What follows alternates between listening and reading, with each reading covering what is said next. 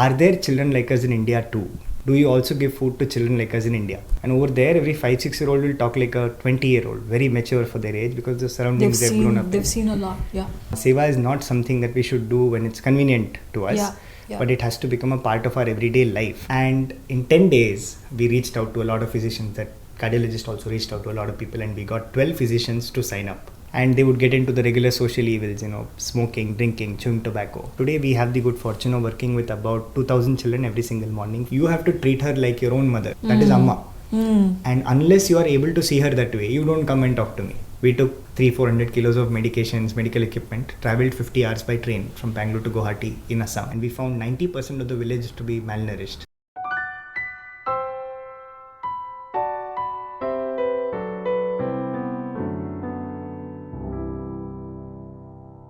Welcome to another fantastic episode of Pitch Cafe podcast. Today we are here with Sai Prasad. He's a 29-year-old who has impacted several million lives through his organization Sai Aashraya Foundation, which is built on 4 pillars. One is food and nutrition, another one is healthcare, the third one is education, and a fourth one is socio-care. Socio-care is integrated way of serving a person at every level possible. So Sai's organization has grown from strength to strength, so much that today he is founder of a 220-bedded super specialty hospital, and it's coming to a close in the last phase. His journey is incredible. Sai is just a simple commerce graduate, and he comes from very humble, simple beginnings, and he has dreamt and lived his dream. Let's find out what Sai's journey is. So let's get started. So, Sai Prasad, you're so humble, you're so down to earth. I hardly feel that this introduction is matching your humility. With all due respect, with huge honor, I welcome you to Pitch Cafe podcast. Thank you, ma'am. Yeah. So, Sai, tell us about your story. You come from a family of service. Your family is dedicated to army services. They have served the community in so many ways. Tell us, what made you choose this unconventional path? Your entire life is dedicated to service, but you're running such a massive scale operations. We really want to know how you start. What's your story? Yeah. So, thank you, ma'am, for having us on this podcast. I think that was a very long intro. We've not done anything much, but I'll try my best to share our story. I was blessed to have been brought up in a very seva-minded family. So Amma, my mother, she runs the entire food and nutrition wing of our organization. Appa works as a senior scientist with ISRO.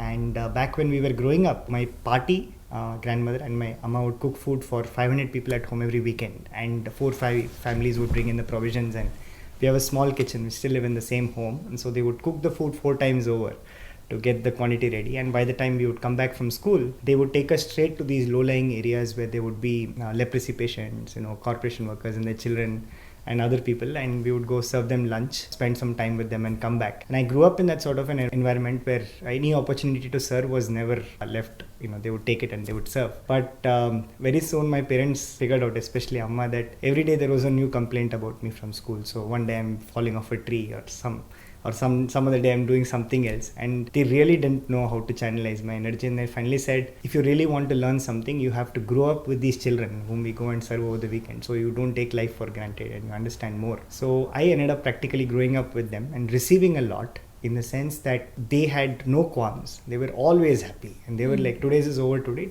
tomorrow we'll figure out. That's how they were. Every day I would learn newer lessons, but I never realized that whatever I was learning would be put to the test. Yeah. So in the second year of my undergrad, I fell sick for the first time in my life. Other than faking illness to bunk school, I've never fallen sick. So I fell sick, and it was a cardiac issue that forced me to take a year off from college. I was operated, I recuperated reasonably okay. And when I got back, a series of setbacks to my health left me bedridden. So everything was restricted, my speech, movement. And the only activity I was doing was reading the newspaper every day to improve the coordination between my eyes. And back then the Syrian civil war was at its heights. So I started reading more about it, circling out that common thread. And one afternoon like this, I read this article about Syrian children, and it moved me to tears. So my friend walked into the room and said that, hey, I understand that you're deeply impacted, but you're not going to help anybody by lying down here and crying. You might as well promise yourself that when you get well, which you surely will one day, you will go meet these children and do something for them. From that situation, being like a vegetable, I thought it will never happen.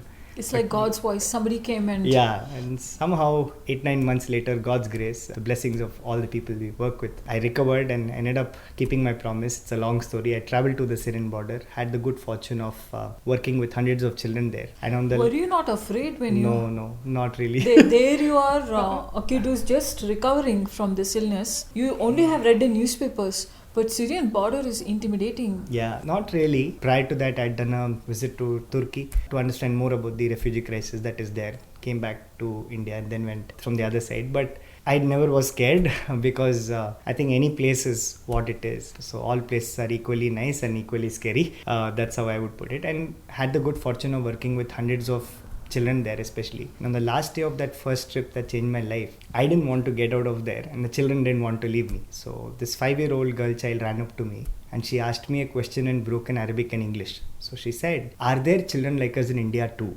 Do you also give food to children like us in India?" And over there, every 5-6-year-old will talk like a 20-year-old, very mature for their age because the surroundings they've grown up in. They've seen a lot, yeah.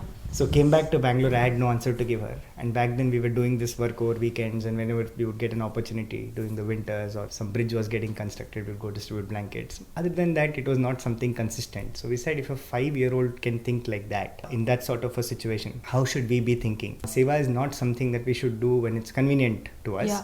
Yeah. But it has to become a part of our everyday life, and eventually it has to become our life breath. And saying so, we took the plunge. We got into doing Seva every day. We were just 6-7 families, not an organization or anything back then. And we went to this place not too far from our home. It was a low-lying area, and there were 50 school-going children who would go to school hungry every morning. And the only reason they would go to school is that they will get a midday meal. But the problem with that is... Yeah, I saw this when I went to the Akshay Patra schools. Yeah. One of the child, her sister died because of hunger, and the child's mother came because she would get food with the child. So it is extremely heart-wrenching, the condition they are in when they come to school. Yes, but though the midday meal scheme impacted a lot of lives, I think a very important component of everyday life is breakfast. Yes. And because their stomachs are empty in the morning, they would go to school, and when the teachers are teaching them, they have no interest because they're not able to focus, and all they're waiting for is the food truck to come and deliver off the food. And because of that, they would faint during prayer sessions, they would not have the energy, and some of them would drop out early. So we said we will serve breakfast cooked at home every day for these 50 children. And they lived in a very low-lying area where there were no washrooms, nothing, and very limited resources even to groom well and go to school. And you went there. So every morning we went there, every single morning. Early in the morning we would go. We would make sure that they get ready nicely to school, would groom them well, iron their uniform, polish their shoes, give them breakfast, send them off to school. And in the evenings when these kids would come back, the boys especially were very, very mischievous. They would flick car tires, they would go into provision shop, lift something. And occasionally they would get caught and it would be a big scene. So in order to just get their attention to start with, we would take cream buns and puffs and samosas and we would get their attention. And we started tutoring them in English, maths and Kannada. How did you pay for yourself? This seems like definitely doesn't come for free, this quality of care. Not really. Just 50 children we were serving every day at that time. The 6-7 families that were there, we would put in whatever we could contribute and we would get the provisions and stuff and cook. So it came out of your savings? Yeah, literally. These days they call it bootstrapping. Bootstrap. So we started like that. We started tutoring them in English, maths and Kannada, 3 subjects. After a point, 1.5 months later, that feeling came that, Acha, now we are doing something every day. And just as that feeling came, like a tap on our ego, the principal of that school walked up to us one fine morning and she said, I see that these 50 children are suddenly outstanding. What is it that you're doing for them?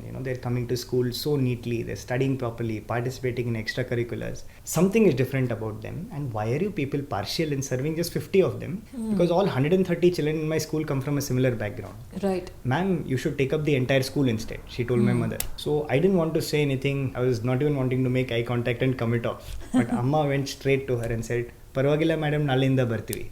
Wow. We'll come from tomorrow. So I looked at my mother and said, Amma, you just committed. You didn't even bother asking. So she said, no, Sai, good work you should first commit and then things fall in place. So she pulled... Good work, you first commit and then things fall in place. You're talking about like a bootstrapped operation. 6 families from their savings They're serving people without any expectation. Okay, go on. So my mother, she pulled 4-5 aunties and they started cooking at home every day for the entire school, 130 children. And after a few months, we slowly pulled the cooking out of their hand and we slowly were beginning to get registered as an organization, and we outsourced the cooking finally. Then we started working with the fathers who did not have work, because 95% of the homes, like just tents in a low-lying area, were being run by the mothers, and they would work like in 15-20 homes from morning to night. Oh my God. From sweeping, swapping Oh to my cooking, and they would get a meal in between, and whatever they would earn would just be enough to retain their tent in the slum. Yeah. Some basic necessity, and it was just not enough, and the fathers would not find work because they were not able to communicate properly. They're tough people, they're proud people. They come from other districts of Karnataka, North Karnataka for example, and the way they come out, they seem a little rough, but they don't mean anything. Unfortunately, they are not given the work that they're wanting to do, and they're not given that same opportunity, and they would get into the regular social evils, smoking, drinking, chewing tobacco, and every day there will be a quarrel at home, and the children would come crying to us next day morning and say that, Anna, we're not able to study, parents are fighting like this. So we slowly started talking to them, butting in, and said that let's look for opportunities and you will get your second chance and you will be able to make it count. So we started driving them to small provision shops, railway stations, bus stands, construction sites. You drove. In our cars. Wow. So we would groom them well, dress them up neatly. We would tell them to talk about their skills, what they could do. And if they were unskilled, we would take them to yards where they could do, loading, unloading kind of work also. Gradually, one by one, they started finding work. And they would come and show us their weekly earnings and things like that. And they would say, this is our first salary. So we would be very happy, and we would tell them, do anything you want, but don't drink this away. And 2, you should eventually move out of this place in order to give your children a better environment to study. And we did nothing great. Every day we kept just talking to them. Out of their own effort, one by one, each family started moving out of the slum and started settling in small homes, just a living space, kitchen and a toilet. And very soon the entire slum started emptying itself, much to the agony of the politician that owned that piece of land. And he eventually got it raised, and by the time everybody had settled in. And that became a big story. One school became 2, 2 became 3. Today we have the good fortune of working with about 2,000 children every single morning from 9 different schools. And this is the first project that we started. It's called Breakfast Seva. Breakfast Seva, wonderful. So that's the way we started. Amazing. Which part of Bangalore are you serving? So now all around the east side, we are looking at. We're slowly beginning to expand to other places as well. With our hospital coming up in Kolar district, we're planning to take up more schools in around there. Wonderful. Such an amazing story on Breakfast Seva. We'll be right back. Alright, so we are tackling the food, employment and wellness of a person here in the underprivileged communities. How did Sai move into healthcare? That's a very interesting story. So let's talk to him about it. So Sai, how did the healthcare journey happen? Here you are feeding people breakfast, making sure they're employed and the kids are well behaved in school. So what made you move to healthcare? Every day, we were about 40 of us initially when we started the organization. Every day, 2-3 of us would take the turns. We would go into these areas where the children would live and their parents, family, friends, relatives. So we would go and meet them and spend few hours with them, note down if there were any immediate needs that we could address. Somebody needed clothes, somebody needed stationery, somebody needed some immediate medications. And there was also a cardiologist who had relocated from the US back to India to serve people, and he would join us. And we would keep wondering, what is this cardiologist doing serving uttappam in the morning? He should be seeing patient. But we didn't know how to get started, and that is when we started noticing a trend where in the age group 18 to 40, many people had become seriously sick or had lost their lives at times due to non-communicable diseases that could have been easily treated. Early diabetes, for example, very severe it became. We noticed severe hypertension and then cardiac ailments. And then we also noticed elders who had got cardiac procedures done, angioplasties, valve replacements. And they would get a valve replacement done, say, after giving away their last belongings, their jewels, or they would distress sell their lands and get a surgery done. And after you replace a valve, you need to do proper, you need to be compliant with medication, you need to do your blood work. The medicines would be very expensive. It would cost them 6,000 rupees a month at times. And after a point, when it came to feeding their family or buying their medication, they made that emotional decision and they started taking medicines alternate days, once in 2 days, once in 3 days. And it became so bad, they would end up with a stuck valve. They would even lose their life. And so they died faster with surgery than without it. 3 things were causing these issues in these areas. And one was lack of awareness, very clearly seen. 2 was was lack of affordability, and 3, lack of prioritization. Even if they had all the money, the hospitals don't take them on. Not easy at times because why not? Why don't the hospitals take them? Overcrowded at times. Sometimes the procedure they want, they have to go to another place. So you need extra money to go there. You need to get accommodated. Yeah. Different factors. Yeah. When this information we collected over a period of time, it was overwhelming and we didn't know what to do about it. But my father wasted no time. He went to ISRO where he works as a scientist, and he said that we have such a big community hall. Why don't you give us the same first weekend of every month to assist us in carrying out what are called super specialty Medicare camps. Now normally an NGO and a medical camp means 2 general physician, paracetamol for most ailments, and then referrals. Correct. And then mostly it's a photo op. Right? Yeah. But we figured that so many people are losing their lives and this is something serious. We need to do something immediately. Their sugars were, for example, 450, 500, and they're not on any medication. They have to practically be admitted at times. So ISRO agreed, but we had just one physician with us. And we said in 2 weeks, we have to do the first super specialty Medicare camp. We set a short... You say super specialty. Why do you use the word super specialty? So different specialties required in a particular place. So cardiology specific, or just general medicine focused, or gynecology focused, orthopedic. Right. Whatever needs are there in that particular place, we wanted to get different physicians under one roof in a self-contained facility with all the diagnostics needed, a full-fledged pharmacy that would give medicines for a month, and we would follow up with the same patients next month.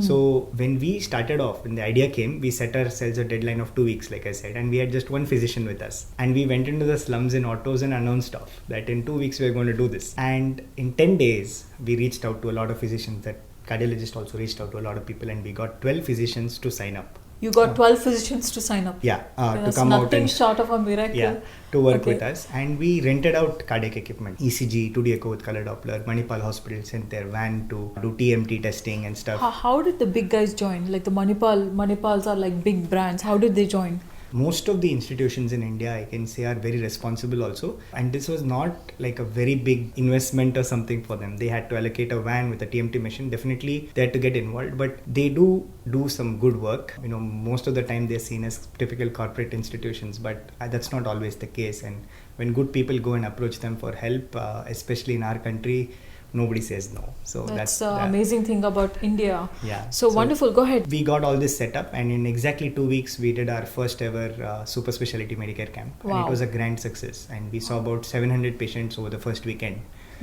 These were predominantly cases of old hypertension, uncontrolled, type 2 diabetes, uncontrolled, cardiac ailments, not on any medication. So we started them back on medication. And we put new patients on medication, and So you went to the underprivileged communities with this kind of super specialty expertise. So in a typical community hall, you can say we built an Allen key structure, simple, and it mimicked a hospital facility. Rooms and lab work processing, they would draw the sample, get the results from outside. ECG, 2D echo with color Doppler, all the examinations were done in the venue itself, and the reports would be given immediately. And we would follow up with the same patients next month. Now, when we started doing this month after month, we found a colossal improvement in the overall health and well-being of these people. And most of our patients were vegetable sellers, fruit sellers, flower vendors. So they would push their carts, go street to street, sell fruits and vegetables, flowers. Bus conductors, Paurokarmikas of the BBMP. When we started working like this, they would come and tell us that they feel like there is a spring beneath their feet. They worked with a new purpose, renewed energy. And actually we didn't do anything, simple diabetes medications we gave, made sure that their hypertension was well controlled, so they didn't have these headaches repeatedly coming to them. Cardiac patients, old patients, they were happy because every month they were spending 3,000, 4,000 rupees, and suddenly they don't have to spend that kind of money. And we were sourcing these medicines from the manufacturer directly, and very, very low cost, which they would have found difficult to do. And we were giving them away, and that consistency really helped. But today, if you look at our numbers, we have really scaled, and today we have treated about 85,000 patients all over our country. And the way we scaled was not just by working in Bangalore, but we had the opportunity to go and work in some of the remotest parts of our motherland by adopting villages. What is this adopting villages? Why did you adopt a village? I see this story. It was success in one case, but it's not fun. You're going to remote parts. You don't have any contacts. So I'll probably walk you through. Then you will realize it is actually very simple. Basically, all that is required is for us to be available, and then things start falling in place. And normal cases, you don't need too much of manpower also. It's all about keeping it simple. So the story of the first village that we adopted, I can share. So it'll give more clarity. So there were a set of leprosy patients from a small village in Dharmapuri district, Tamil Nadu, off the state highway. The society had practically outcast the village, and they wouldn't find work there. So they would come to Bangalore, 3 hours away, and they would seek alms under a railway bridge for 2 weeks in a month. And then they would put all the alms together. 2-3 of them would become their representatives, and they would go to hostels in Salem, Erode, Coimbatore, wherever they could go, and get their children admitted and request the hostel that they not send back their children to the village because they didn't want them to go through what they're going through. Which is leading a socially alienated life. Now, we knew part of this, and for many years prior to even us being an organization, from my childhood itself, I remember going every weekend, going and bathing them in the public washrooms, and we would do leprosy dressing, give them lunch, give them clothes, talk nicely with them and come back. But again, that feeling of guilt came over that this patchwork solution doesn't help. Right? You feel, One afternoon, Appa went with a few volunteers, and he fell at the feet of this party who was there. He said, Amma, I see you as my own mother. How can we give you food today, clothes today, spend time with you nicely, and tell that we'll come back and see you next week? It doesn't make sense. So this grandmother, innocently, she said, okay, Kanna, what do you want to do? So we said that you need to give us an opportunity to be of some concrete service to you. This party said, okay, next week we'll come and talk. And the following weekend happened to be Christmas weekend. So we brought them, about 25 of them, home in our cars. So they've never traveled in a car before. And we had arranged for breakfast for them. They can't eat on their own because all their fingers and toes are all eaten up by the disease. So we were feeding them breakfast. And one auntie started crying. She asked a question and answered it herself. So she said, Kanna, do you know why we are so happy today? Do you know why we are crying like this? If you would have given us each 10,000 rupees, it wouldn't have brought us this happiness. We are so happy because this is the first time in our life that we are being treated like normal human beings. Now, before we could react to what she said, you might think that it's 25-30 of us under that railway bridge seeking alms to educate our children. But we are actually 80 of us leprosy patients and our families living in this village. We need help. The moment she vocalized it, we wasted no time. We said this has to be God's message for us. So we dropped them back and drove to the village 3 hours away, and we found 90% of the village to be malnourished. The elders there had not seen a doctor. Were you not scared that people have a leprosy stigma? Like if you work with a leprosy patient, they used to have this stigma with the AIDS. Of course, in COVID we wore masks and all that. Were you not scared you would contract the disease? Not really. It is not that contagious also, and very rarely it is the case. And for us, it is all about in our scriptures it is said that true wisdom is seeing yourself in everybody, Advaita Darshanam Jnanam.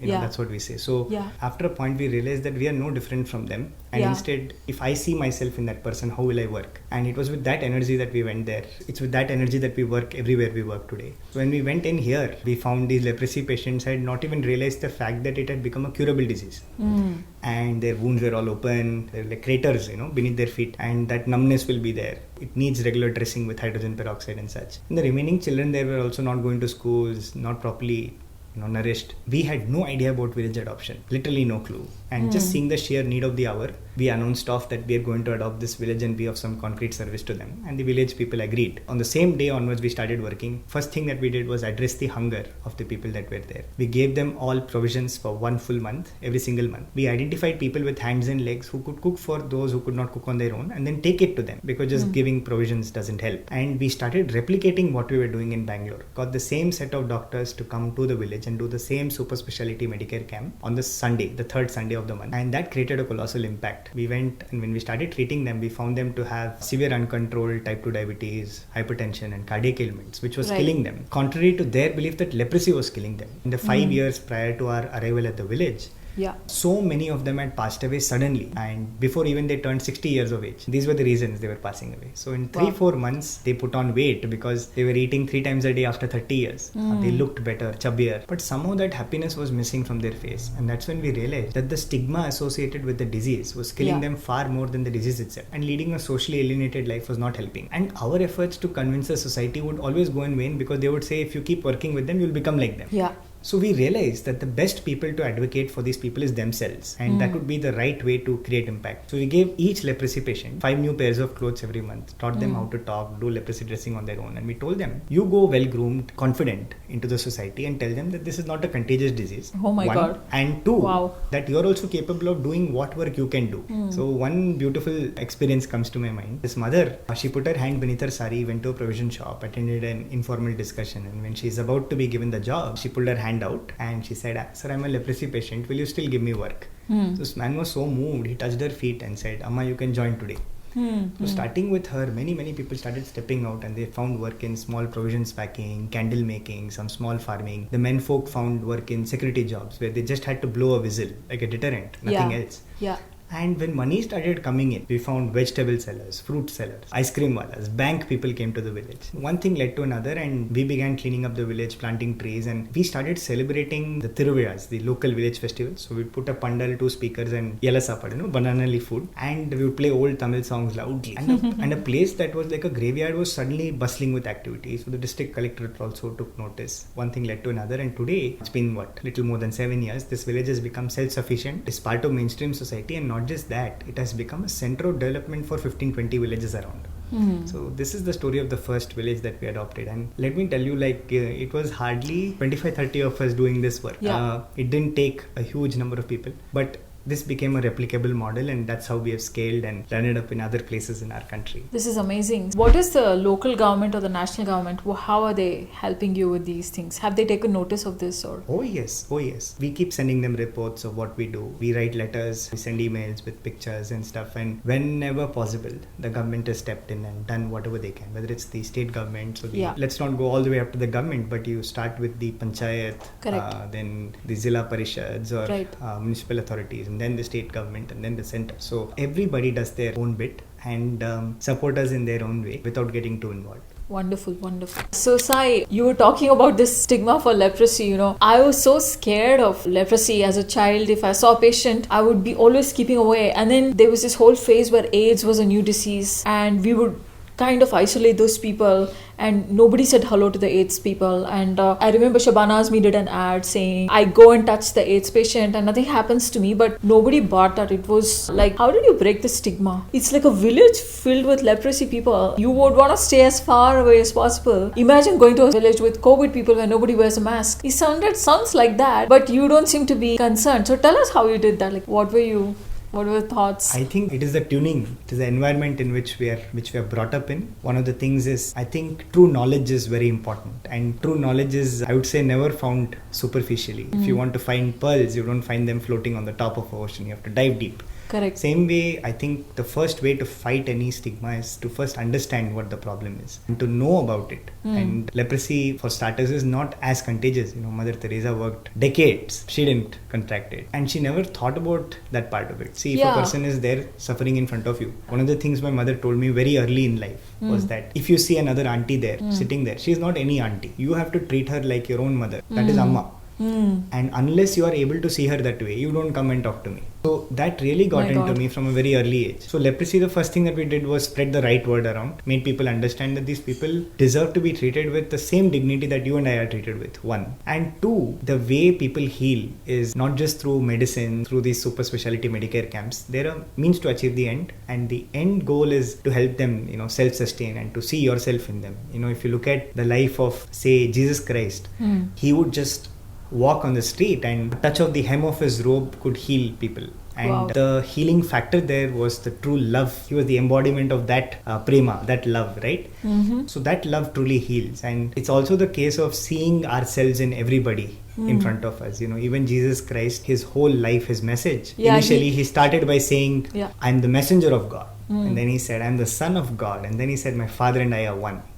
So in the same way, for him, he was not any different from that person in front of him. For him, he was one with the fisherman, he was one with the priest, he was one with the common man. So we derive a lot of inspiration from the lives of these great masters who've lived. And it is not enough if we worship them. It's not enough if we go to temples and pray, but it is also important to practice the saying, love all and serve all. Because all are one.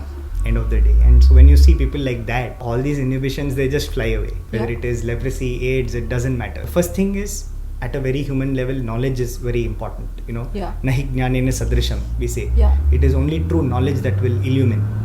Yeah. Nothing else can give you that illumination. So that to us is the most important. And then subsequently, you realize that any seva project, today we're building a hospital, Yeah. tomorrow we're doing a water project, Yeah. or we're giving food like this. Yeah. That's not the end objective. The end objective is far beyond all of this. It's to see that oneness all around. Real Vasudhaiva Kutumbakam. Wonderful, wonderful. Vasudhaiva Kutumbakam, the whole world is one family. So on that amazing thought, when I was learning about you, I learned about this amazing work you're doing in Arunachal. It's like the remotest corner in India, like 101 threats. I know how you overcome your fears. It's the northeastern border. It's probably an area riddled with a lot of activity. The Indian Army has a presence there. How did you get there to serve those remote people? Probably some of them have never met a doctor. And what got you to that point? Tell us that story. See, from Bangalore, generally, if you would cross Andhra Pradesh border, we think we've gone to North India, Anybody in Chennai. For us, it was pretty much the same, we've not really crossed that. And I think the only other time we went up north was J&K. But northeastern side, the way we landed up was 2 of our volunteers, they went off on this forced vacation. Their friends forced them. So they went to the Seven Sisters in the northeast to make a visit. So while in this particular district in Arunachal, something caught their attention. And they were in a hut having chai. And while talking to this mother, they found a picture of a very cute child with a flower there. So they asked the mother, Amma, what happened to your child? So the mother wept and said, Amma, mera bachcha sone gaya nahi utha. Hum kya kare? Sir, how could this be possible? So they went 2 homes, 3 homes later. The same story was repeating itself. And so when they brought this finding to us, they had also found out very sketchily that these children had passed away, children and youth also, 18, 19, 20, due to unspecified cardiac ailments. Nobody knows what has happened to them. Nobody dug up what has happened. So we had by this point grown as an organization. We had a very good medical team, a lot of volunteers. So we rang up the district administration and said we would love to come here and do seva consistently. We would want to do super specialty Medicare camps in the villages once every 2 months. So they immediately agreed and they were so proactive. They said, if you want to come tomorrow, you come, but come carefully. So we didn't know what we were up against. We had 1 week to plan practically. We took 300-400 kilos of medications, medical equipment, traveled 50 hours by train from Bangalore to Guwahati in Assam. And from there, back then, 2017-18, we traveled 22 hours to cover a distance of 500 kilometers. Wow. Why is that? To this place situated at an altitude of 14,000 feet above sea level. How did you go? Very windy roads, and the government was beginning to invest heavily in the northeast and the border roads. We were doing a lot more work at that time. So we got to this place, Tawang district in Arunachal Pradesh, and we went there, we met the district administration. When they allowed us to start working the following day, we found people who have not seen a doctor in their lifetime, who have not even heard of a doctor. When we started diagnosing the children, we found them to have congenital heart disease, and the numbers were way above the national average that is put out, and it was really shocking because too many cases. And there was also rheumatic heart disease, which is is it the weather or is it? No, rheumatic heart disease is very rare in urban areas because we have good presence of antibiotics, inpatient treatment dealing with the root cause. They don't have that. But if you look at more remote regions, when these children got rheumatic fever, for example, they were administered Tibetan medicine by not so experienced practitioners. And what happens with that is the fever goes away, but after injuring the heart. And as the child grows up, the child ends up with a failing heart, and they don't realize because they think it's a pardi ilaka, so kabhi saans phulna, it's a normal thing. Yeah. But actually their hearts were failing. Sometimes they're 25 and they're just sleeping and they go breathless, and before help arrives, they're gone. So what we started doing was doing super specialty Medicare camps here every once in 2 months. We would give medicines for 70 days and come back in 60 days. That is when we tied up with government hospitals, private hospitals, charitable institutions to get the children and elders also operated for cardiac ailments, starting with heart hole, heart hole closures, ASD, VSD closures, transposition surgeries. That's expensive. ASD, VSD closures are not the most expensive. The tougher surgeries are, transposition surgeries or valve replacements and repair. Surgeries, So we started getting them done with help, and that's they trusted you. Of course they Why did. would they not trust you? Because you came from outside. You came from South India. You look different from them. I know you blend with people very well, but I would be skeptical of an outside group coming in and what are you guys doing? Initially it was not exactly, sometimes you respect all and suspect all. That's how it is. But these people are very pure and very innocent. That doesn't mean that they're innocent, gullible, but they're not gullible. they can see straight through you. Okay. And they knew that we were here to work consistently, and that's when the Indian Army came to us and they said that, do you people realize that you're the first people to come and work consistently since the year 1962 when the Indo-China War happened. Wow. They said, how can we help you? And the army, other than guarding our frontiers, they're also tasked with the well-being of the people living in the border areas. They look after them. They go out of their way to help, but they can't do that much. Since we were there, they helped us adopt 5 remote villages near the Indo-China border, and we gradually started working very aggressively in these areas. We started going literally hut to hut, village to village, spreading awareness, bringing patients, and they would live on top of the mountain. They couldn't come down, so we would literally put our mobile medical unit right into that village, so it would get all beaten up, but we were able to take care to the last mile population. And over a period of time, the mortality rate has sharply dropped there now, and we've not had one such death due to cardiac disease specific among children and youth after that, and mothers also due to OBGYN issues. We started getting their pregnancies registered with the nearest PHC or CHC, and our efforts in Arunachal coincided with the time that the government was heavily investing in the Northeast, so which meant that there was a lot of momentum, and we utilized that momentum as a catalyst to expand our work very rapidly, and today the situation there is much different. So that's the work we do in Arunachal. Such an inspiring story at every step, not only been courageous but also been very thorough. It's not like they went unprepared. They prepared, they took a lot of risks, they went ahead with courage, and great role model to repeat throughout the country. The soul of India is in the villages, right, ma'am. And if you're fixing the villages one after another, this model is extremely scalable, and you have the blessings from the army and the government. Amazing. So you adopted 5 to 6 villages there. How many other villages have you been in India? Like, how is this going? Each one of these villages kind of becomes a central place where we can cater to many more villages. Right. It's typically like that. I see. And what happens is when that particular village develops and starts becoming self-reliant, the other villages automatically get reformed. But we are not able to, we don't take up too much also. We don't adopt villages because it's not about the numbers, but it's actually about the impact we can create. So it's like one village at a time. You're doing it's called integrated development. You're doing all kinds of development at various levels at one time. Absolutely. That's why this whole program is called the Sai Aashraya Village Integrated Program. Village Integrated So Program. we look at, in any place where we work around 4 pillars, our organization. So food and nutrition being the first. Then we have healthcare, which is called Medicare. And then educare, which is education with human values. And then the 4th is social care. In that order. It's very holistic that way, and the transformation is kind of everlasting. Amazing. So now I see where your healthcare expertise comes from. But we have to get to the main story. You're building like a 220-bedded super specialty hospital. This has been achieved by extremely elite medical community so far, or extremely rich business people. Here you are. You don't want to own even a single penny. You want to give everything in service. How do you get there? Let's dig into this story in our next segment. So Sai, I've been wondering, here you were feeding 6.5 million meals to people. That's been your track record. How did you decide to go all in on the super specialty hospital? I know you've had great success with health camps. You kind of figured out these models which were replicable. You even succeeded in the Northeast. You won the blessings of the government and the army. But moving on from a massive breakfast seva operation, it was kind of like a, pivot. You went all into building this hospital. How did that change come about? How did that happen? I think it's all interconnected in many ways. See, the food seva part of it, for example, the project came, there was a sheer need that was there because other than serving breakfast, there were also areas where people were truly struggling for one meal a day. Correct.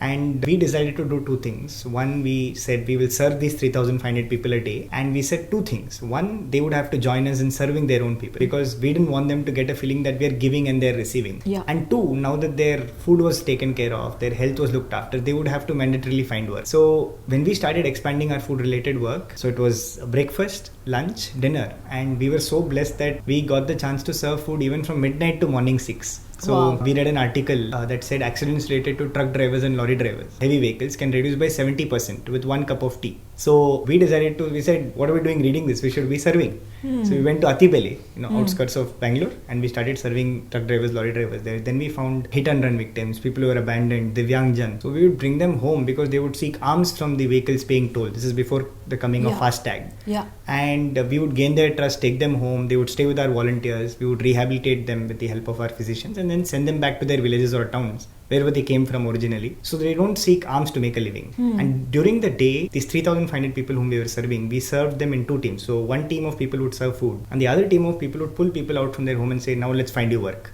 So they would groom them well, write resumes for them where possible. Then we would drive them to construction sites, railway stations, bus stands, and we would vouch for their quality of work and their character, and they would get work. And when one area would self-sustain, it would be beautiful. Once labeled dirty, shady, scary place to go, that becomes the place to live, because they would clean up the place. They gave up drinking, smoking, chewing tobacco, and it made a vast difference in the lives of these people. Yeah. Doing this, when one area would self-sustain, the people from these areas would come and tell us that if you don't mind, from tomorrow, can you not come and serve food here from tomorrow? Because we feel guilty receiving food from you. They would say that we have found other people who are actually in need, and we want their lives to change like ours did, and we are willing to come and work with you. So with their help, we moved to different places, and we started serving food, and today we have served 6.5 million meals. But along with serving food is when we also broadened our patient base, because in every place where we would go work and serve food, we found people who were diabetic, hypertensive, cardiac patients. We would bring them to our camps, get them treatment. And gradually over a period of time, the patient list for surgeries alone became so big, thousands by the number. And every day our only job became going to different hospitals, asking them if they could operate this child or that child. We would take two cases at a time. And when they would agree, we would bring the child and the parents home. So the mother and the father would stay along the child. So we'd get the child admitted, and after the surgery was over, they would stay with us for 10-15 days. We would show them Bangalore, and once the child was asymptomatic, we would send them back to the village and follow up in the village itself. Right. Initially, everything was beautiful, no problems at all. And soon we started getting rejected, they wouldn't agree to operate. These are government hospitals, private hospitals. Subsidized surgeries. Charitable institutions would subsidize also, foundations. Right. That's when in one of those institutions, a person said that, see Sai, you're bringing in way too many people. This is not feasible for us, because we are here to run a business. We're not here to do seva. And two, he said, why don't you muster the courage to build your own hospital to serve all these people?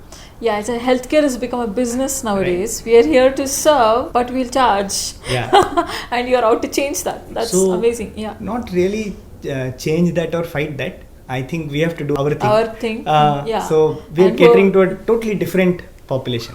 So when this person said that, I went to our mentors who are all either ex-military or they are public servants, IAS, IPS, IRS officers, and they all unanimously said, Sai, let's go and ask the government for land. I said, yes sir, we'll do that. So the job was given to Sarika and myself, Sarika my wife and myself, and you can imagine 3 years ago how much more younger we would have looked. We went in and we asked the government for land to build a hospital. Naturally they were not very intrigued or impressed. In India especially, with all the tiered structure, what did they say? So initially they were like, take some more time, you're too young, these kind of things. But soon an IAS officer said, Sai, come here and tell me what you want. So I went there and I said, sir, I need 1 hour of your time. So he said, okay. So I sat down, presented the whole thing in front of him, and he was almost in tears and he said, consider it done. We will push for this. Let's fight. So that is when it took us 2 years and few hundred presentations. Finally, the government of Karnataka graciously granted us 5 acres of land at a subsidy in Kolar district, where today the construction of this beautiful 220-bed temple of healing, specializing in pediatric and adult cardiac care and mother and child care,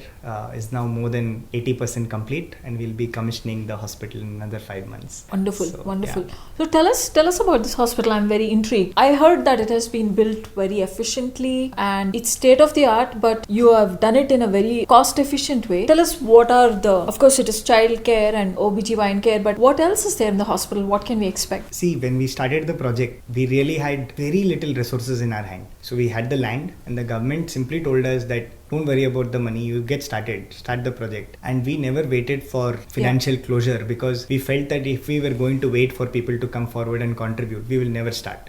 So we took the plunge and started the project, and the first 60-70 people who are part of the organization from the inception, they put in everything they had, their last savings, their FDs, their jewels, whatever they had. And when we were at our wits end, when we dug up the ground and for the foundation work, Tata Steel came and they gave us 2,000 metric tons of cut and bent steel, ready to deploy steel at cost. Aramco Cements sanctioned 2 lakh bags of cement, 50 kilos each at cost. St. Gobain is doing all our windows. Otis is doing our elevators. Over 100 organizations are working with us today to make this happen. And largely, all the private sector and public sector companies and banks, they've all preferred contributing to equipment mostly. So the construction still had to get funded, and largely the construction has been funded primarily by small and medium-sized contributions from a large number of people, both from India and abroad. The focus has always been on providing the highest quality of healthcare. So for us, patient care is at the core, right? Yeah. So we had to innovate that way. We studied about 72 hospitals, both in India and abroad, to understand what they have done differently, what mistakes they have made, so we can learn from them. For example, our entire construction, which is a 335,000 square feet building, is a green building. We have net zero, no discharge whatsoever. All our equipment, especially our radiology equipment, is AI built in. We are able to better our patient care that way. Our MRI and CT imaging protocols are very different to what the current day hospitals are doing. So we're able to halve the imaging time, getting the same quality of output. We're leveraging telemedicine infrastructure in a very big way. You have a very cutting edge advisory. Right. Who can think about these things. Right. What is your medical advisory board or medical team of experts look like? 3/4 of our hospital staff are going to be ex-military, both medical and non-medical, and some of the best physicians and surgeons, especially in cardiothoracic and vascular surgery, obstetricians and gynecologists, they're from all over the world, and some of them have worked in free hospitals in different parts of India, abroad, and they're all lending their time and expertise. Yeah. And some of them are relocating as well to stay in the campus and serve the rest of their life. So you have a place for them to stay when they relocate. For them to stay, yes. So you're constructing that on campus, close to the, Right, and we have 5 teams of physicians already from abroad, also from the US also, electrophysiologists, cardiac surgeons who want to come and work in our hospital for 2 weeks. Why would they do, you mean, for 2 weeks. 2 weeks, 1 month and things like that. So we have options for that as well. Through everything we have innovated, from the flooring to what kind of insulation the building has. So for example, Kolar is a very hot place. Yeah. The temperature inside our hospital and outside will always be 5 degrees different, 5 degrees cooler inside, because we have gone with twin wall construction with 50 mm thick puff insulation between 2 chemicals blended and poured in situ, and then that results in the cooling load reducing. So our air conditioning is not at all needed in the OPD areas and consultation and reception areas. So we limited our use of air conditioning there. Then we have also planned our entire roof is solar. We are generating about 1.3 megawatt of solar power. Wow. From our our rooftops. Yeah. So we've innovated in many different ways, many green initiatives. The way the patient flow is also there is very fast, very seamless integration. We're also getting empaneled under the government's Ayushman Bharat scheme, the Pradhan Mantri Jan Arogya Yojana, which covers the lowest income group. And one of the beautiful things that the government of India has done is also the RBSK, the Rashtriya Bal Swasthya Karyakram, which focuses on 4 Ds. So actively looking at treating children in a very big way. Our focus area is definitely children, pediatric cardiac care, and also adult cardiac care. And then we're looking at mother and child care, which is the other big area of need. So we've innovated a lot within obstetrics and gynecology. Very reputed organizations are working with us. Yeah, I was thinking in Bangalore, maybe you have a lot of hospitals like this. Looks like Kolar area, maybe there are not many. Are they? Not many. There are a couple of medical colleges that are there, very reputed, and one of them, Devraj URS college, is there, and we've definitely got some good help. One of the very senior people from there is helping set up our small research center within the hospital to focus on congenital heart disease. Why does it happen? And we also have involvement from institutions abroad, like Johns Hopkins. Why would they want to work with you, institutions abroad? What is your research center doing? It's not like a huge formal collaboration, but we are looking at studying very, very particular cases of congenital heart disease. Why are they happening in a particular tribe in Arunachal or in a particular community? For example, people marry within their family. And sometimes it can be good, sometimes it can be bad. One bad mutation and everything gets spoiled, with that. And then there are mothers malnourished through pregnancy, delivering a child with a weak heart. So all that makes a very big difference. And computational biologists, genetics research scholars, they're all working with us to make this happen. There's a big trend in computational biology in India. One of my podcast guests, he invested $10 million in computational research for cancer. Okay. And this is in UT Austin. He has invested. That area is brimming. And then in Indian Institute of Science, Bangalore, they have a new campus. All these companies like Infosys, the founders, they've developed this research institute ground up. So that's like a very happening area. Sounds like you're focusing on cutting edge research in addition to serving. Why did you go with that idea? What made you? Because you have funds enough just to serve people, but you're also setting up this hub where people all over the world come and do research. What is going on there? Like, do you have high throughput of patients or? Definitely a lot of patients, but then the focus is on trying and seeing how we can not see patients in 15 years, at least in the areas where we are working. We don't want to see more and more patients coming to our OPD every morning. Right. I think one of the benchmarks for our success will be seeing lesser patients rather than saying, I've done 1 lakh surgeries. We should be saying I've done only 50,000 because the other 50,000 we've been able to control with lifestyle changes and other things. And I think 80% of the ailments today, at least what we see in some of these urban areas and other places, is lifestyle derived. Food is the main reason, right? So heavy meat eating, drinking, smoking, this already reduces your lifespan by 15 years, and then your quality of life keeps going down. And today, unfortunately, it's creeping into the rural areas as well, which leads to a lot of issues. So we are now going back in time to see what our ancestors did right and how they lived a very, very healthy life. Although today people are able to live to 100 years, the life expectancy has gone up, but the quality of life has definitely come down. Because people are popping in so many pills. So we do not want to put people on medication and operate them unless it's absolutely the need of the hour. For example, they have congenital disease, you can operate them. But if people are getting so many angioplasties done, so many valve replacements done, many of them have lifestyle. It seems like a patchwork solution, but something else is there deeper, like the lifestyle which you're fixing. Now, on that note, you have a rehabilitation center on campus. What is the purpose of that? Rehabilitation to me sounds like for people who drink, getting them out, or for drug addicts. Is there any other angle to it? In the US at least, that's what celebrities go to rehab. Here it is little different. What we are doing is we're getting some of our cancer patients, leprosy patients. They don't have their children with them, and or their children have gone away. There's nobody to look after them. And for us, when we go and do our Medicare camps, and when we know that we are not going to see them for a month, our heart always skips a beat because it's pretty scary. So we are now relocating them to our hospital, because they're eventually going to pass away in like 5 years or whatever amount of time, and we want them to be there with us and have that kind of dignity even when they're passing away. So they'll be coming, doing some small jobs in the hospital, from cutting vegetables to making gauze or gardening, landscaping kind of work. They will take it up, they will live there. And then the other part of rehab is, we have some of these Divyangjan, for example, or people who are abandoned, and they have health issues or they have something. They don't get adequate treatment. So we'll get them treatment and we'll get them to be here, get their physiotherapy done, occupational therapy where required. And then we'll send them back into the society so they can live a normal life. Wow, this is amazing. Very new concept. Again, you're innovating there also. That's interesting. No, I'm extremely blown away by this amazing project. If you want to cooperate with this amazing super specialty hospital, this is your chance. So, Sai, tell us how we can. You definitely have one vote from me. I'll do everything I can to help you with this amazing super specialty facility. I come from a family of doctors, and back in India and out here, we have a lot of doctors in our family. So, if we want to work with you, what is the simplest way, or what are a few ways for us to do that? First of all, thank you very much for those kind words. But 2 ways to get involved. One is giving your time, your expertise, which is really volunteering, giving your time on the ground, which is very tough to do. But that you can do by connecting us with very good physicians, cardiologists, general physicians, obstetricians, gynecologists, radiologists, technicians, lab people.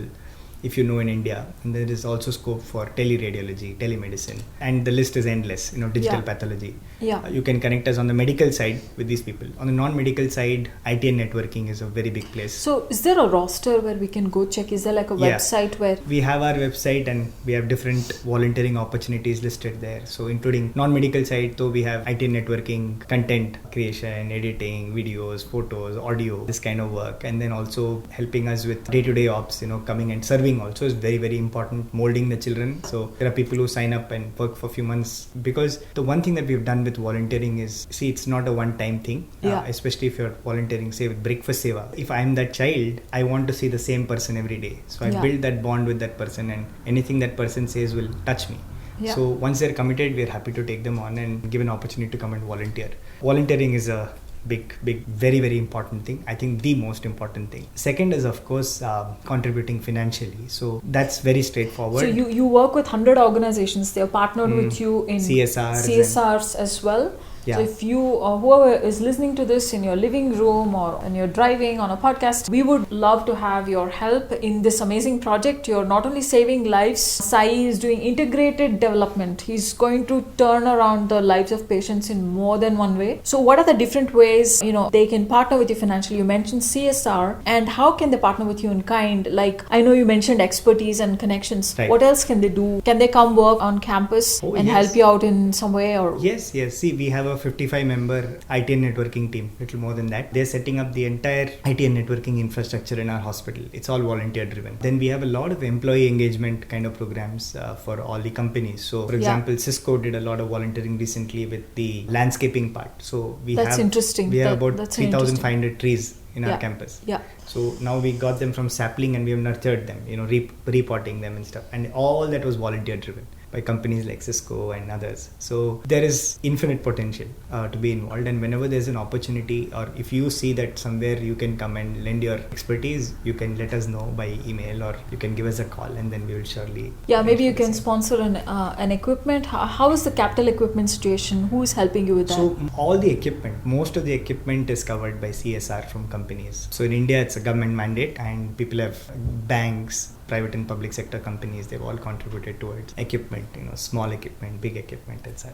Wonderful. On that note, very reluctantly, I have to end this podcast. But hey, tell us what it feels like. You've traveled to so many countries. What does it feel like headquartered in India, working out of India? What do you most like about? Obviously, you love India, and working out of there, you could be in any country, knowing you would be able to settle down and scale anywhere. But why do you pick India? What is special about India? That's my motherland, and I think there is no country like India, and we feel very blessed to have been born there, brought up there. Yeah. And I hope that our only prayer is that till our eyelids flap and our heart beats, we're able to do our little bit for our motherland. That's about it. Wonderful. Thank you so much, Sai, for your precious time. Thank you. I know you're a man who can do a million things given a small amount of time, but you dedicated that time for the podcast. We really appreciate you on Pitch Cafe. Thank you, we hope a lot of donations come in and this project is soars in the sky. Thank you so much. Thank you, ma'am. Thank you.